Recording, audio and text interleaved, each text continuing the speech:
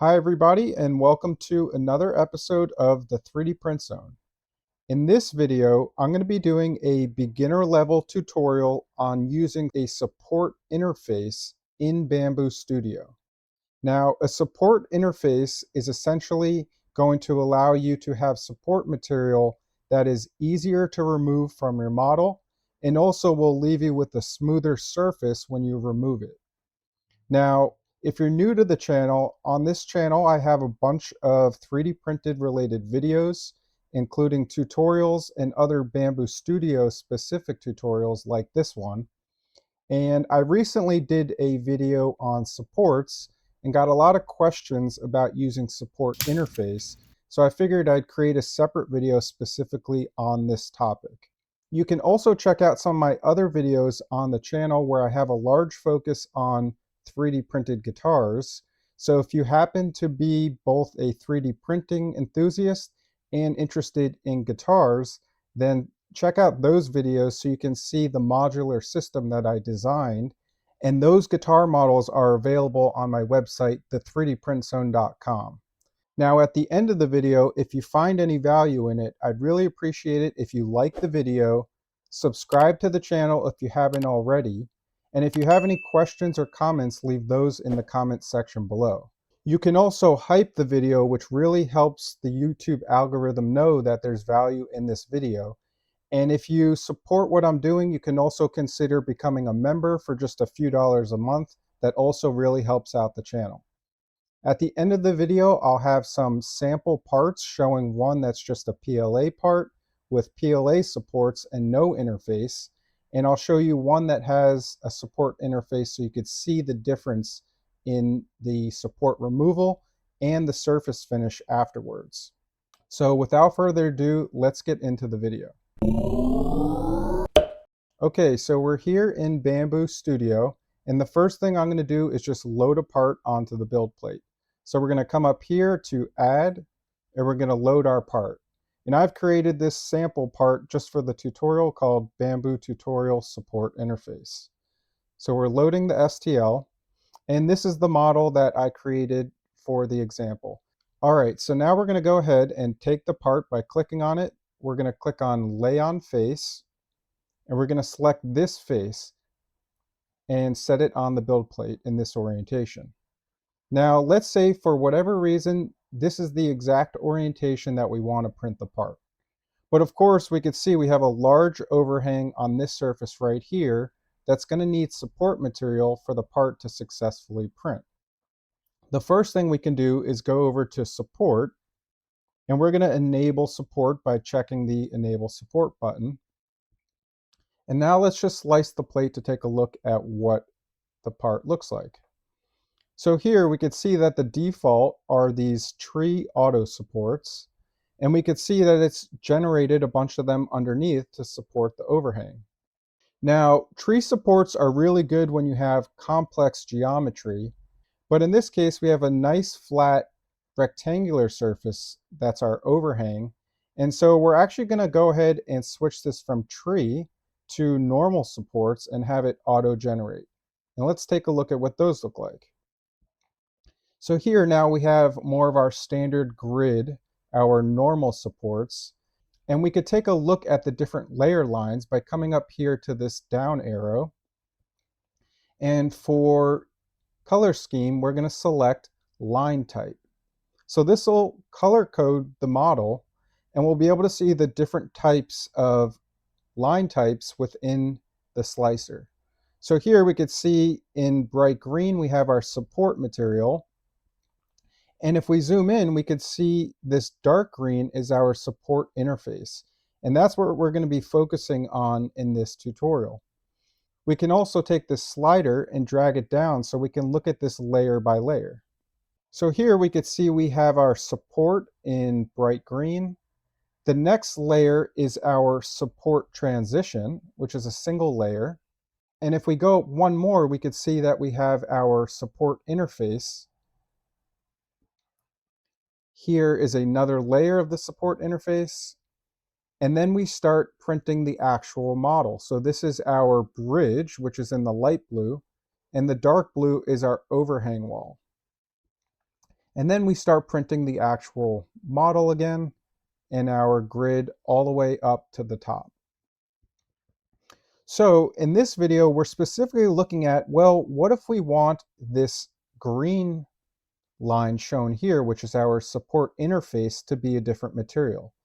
And let's say that the part we're printing here is going to be in PLA, and we want these supports to break off very easily and cleanly to give us a smooth surface on the bottom of this part. So what I mean by that is, typically when you break a support off, it'll leave some scarring marks and might not necessarily give you a smooth surface on this underside here. So by using PETG as an interface layer, it'll both allow us to remove the supports easier, but also give us less scarring and a smoother surface on this underside. So what do we do to actually accomplish this? Well, right now we only have PLA loaded in the slicer. So we're going to go ahead and click on the plus sign, and we're going to add another filament.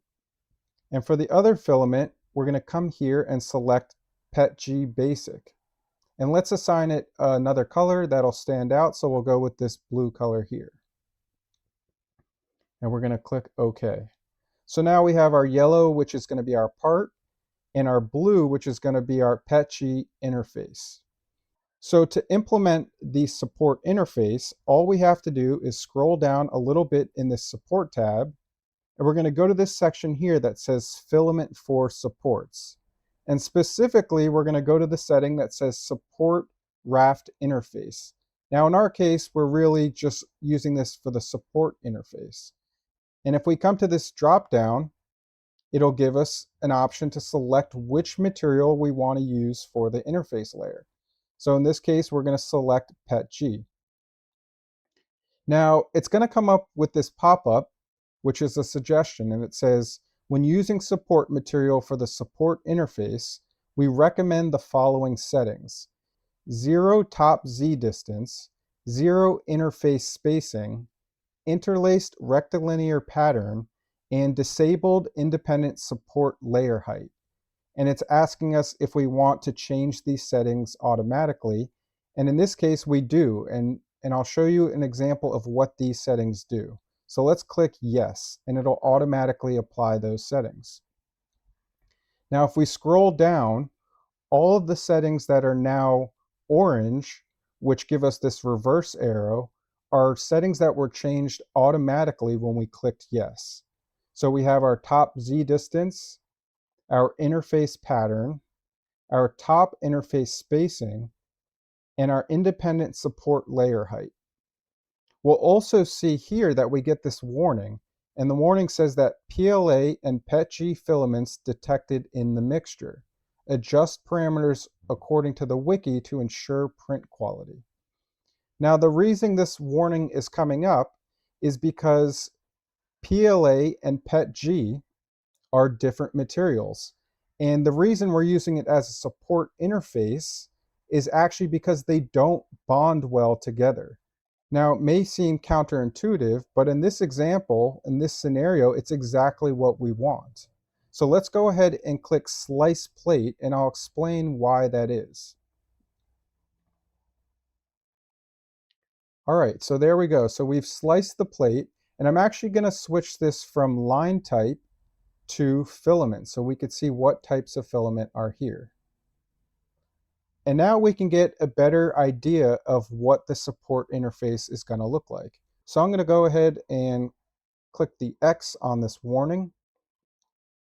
And we can see here that if we zoom in a bit, the PETG is being used just as an interface between the support grid and the actual part. And I'm going to pull the slider down so we can look at it more on a layer basis. So here, this is our support material. And as I go up, we're starting to form a PETG interface for one layer here, and then a second layer. And now we're going to start printing our actual part again. Now, as I mentioned earlier, PETG does not bond well to PLA, and that's why it's actually a perfect material to use in this application, because we want the support material to break away easy and cleanly from the PLA. So they actually print at similar temperatures, and that's what makes them compatible with each other. So for example, we could also print a PETG part, and then we would use PLA as our support interface. So it works either way. And you can also look up online, if you're printing in other materials, there are other recommended materials that print at a similar temperature to the filament that you're using, but do not bond well to it. So we could take a look at the different settings that apply specifically for the interface. Now, this one right here is called our top Z distance that was set to 0 millimeters. And let's take a look and see what that's actually doing and why that's beneficial for a support interface. So I'm going to look at it at the front view, and we're going to zoom all the way in to the interface. So right now, the Z top distance is essentially the distance that's going to be between our support interface and the actual model. And when you automatically set support interface to be active, it'll set this to 0. And the reason this is important is because we want there to be 0 gap between the PLA and the actual PETG. Now, by default, let's go ahead and reset this setting just so we can see how this changes. So if I click the reset button, the default is normally 0.2 millimeters. So let's go ahead and slice the model again, and we could see that now there's actually a small gap between the PETG and the PLA. Normally, when you're printing supports where you're not using a support interface layer and you're just having a PLA support with the PLA interface, in that case, you actually would want there to be a small gap. So I'm zoomed all the way into the model, so this gap may look large, but it's actually only a single layer of our filament, and in reality is very small. But we're going to go ahead and set this back to 0. We'll re-slice the plate, and this is going to give us the best outcome because this is going to give us a nice solid surface for the PLA to build on top of, but it won't adhere well because again, PETG and PLA do not bond well together. It's also showing us that the interface pattern by default is best to be a rectilinear pattern, which is essentially just a grid, and that the top interface spacing is set to 0. So let's go down to the top interface and see what that setting is actually changing as well. So if I set this back to its default, which is normally a 0.5 millimeter, and slice it again, we'll see that now we actually have a 0.5 millimeter gap between all of the lines.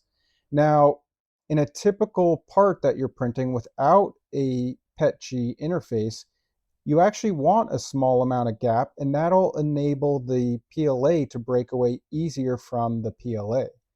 But in this case, we actually are setting this to 0, and that's giving us a nice, solid, uniform surface, and this is going to help us get the smoother surface when the supports actually break away.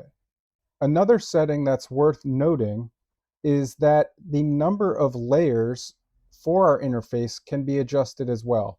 Now, by default, it uses 2 layers, and typically this is an appropriate number of layers, but if you wanted to change that, you would just change the setting here, top interface layers, and you can, for example, let's say set this to 3 layers. We'll hit slice, and you could see that it's added an additional layer of support interface. 1, 2, 3. And then we start building the part. But we're going to go ahead and set that back to the default as well. So now let's go ahead and actually print this part. And we're going to print it in 2 examples. The first example is going to be a PLA part with PLA supports, and the interface is just going to be PLA. So it's going to be an all PLA model, and we'll see how easily those supports remove and how clean the surface is on the underside. And then we're going to print it as shown here with the PETG interface and compare the two to see which one comes out better.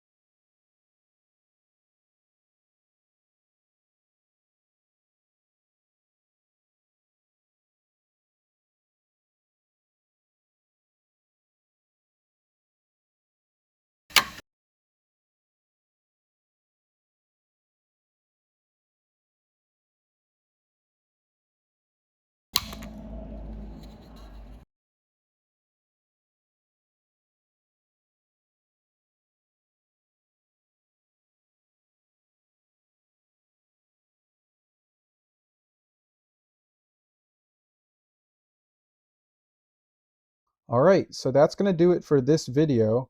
Overall, you can see that adding a PETG support interface is actually fairly simple to do in Bambu Studio. But if you have any questions or comments, then please leave those in the comments section below. And if you have any suggestions for future videos, then leave those in the comments section below as well. As mentioned before, if you found any value in the video, please go ahead and give it a like, subscribe to the channel if you haven't already, and you can check out some of my other videos if you want to see some more Bambu Studio tutorials or are interested in building your own 3D printed guitar. So thanks again for watching, and we'll see you in the next video.